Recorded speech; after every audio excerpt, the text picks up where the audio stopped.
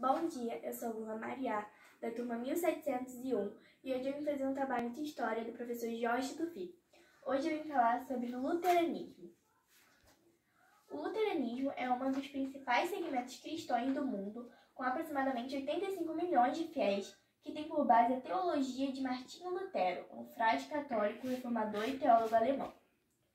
Martinho Lutero, um católico romano fervoroso, decidiu entrar para o claustro no mosteiro agostiniano, sendo ordenado padre em 1507. Segundo alguns historiadores, isto ocorreu devido a um acontecimento sobrenatural no qual ele sobreviveu em uma tempestade na estrada após ter dito: "Ajuda-me, Santa Ana, e tornai-me em monge".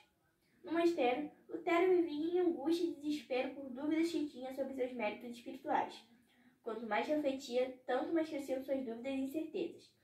Não possuía, por isso, paz da alma e via Deus como severo juiz pronto a castigar os pecadores. Lutero tornou-se doutor em teologia e passou a lecionar na Universidade de Wittenberg. Sendo um dos privilegiados a ter acesso a uma Bíblia, Lutero desenvolveu nova visão teológica lendo as palavras de Romanos, capítulo 1, versículo 17. "Mas o justo viverá pela fé". Ele dizia que o perdão e a vida eterna não são conquistados por nós, mediante as obras, mas nós somos dados gratuitamente mediante a fé em Jesus Cristo. O que Lutero afirmou com a base na Epístola aos Efésios, capítulo 2, versículo 8 e 9.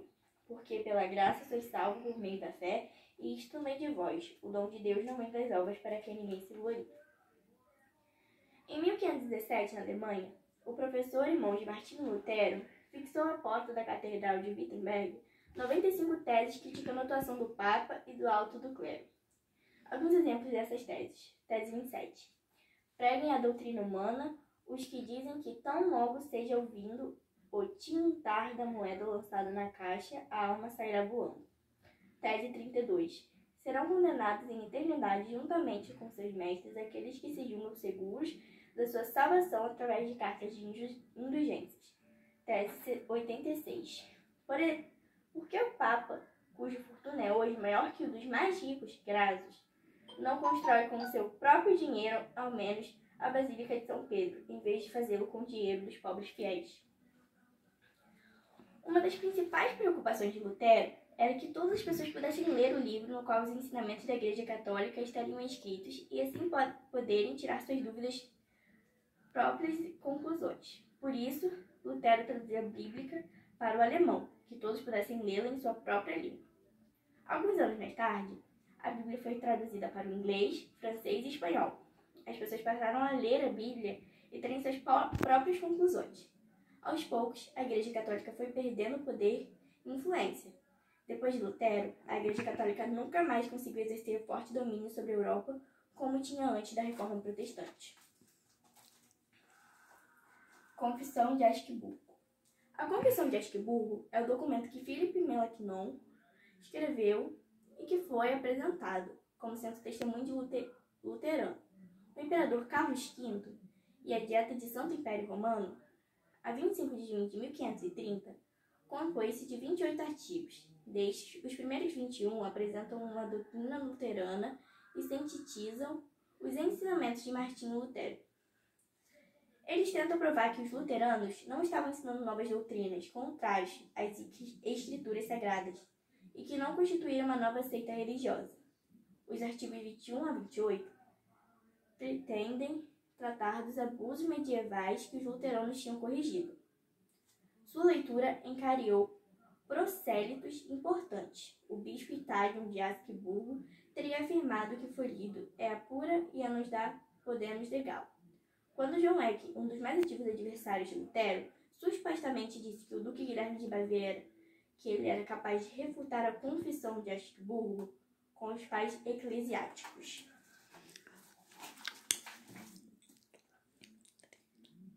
Os credos ecumênicos.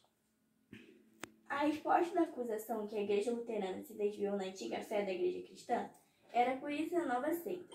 Os pais luteranos oficialmente declararam sua concordância total com os credos ecumênicos.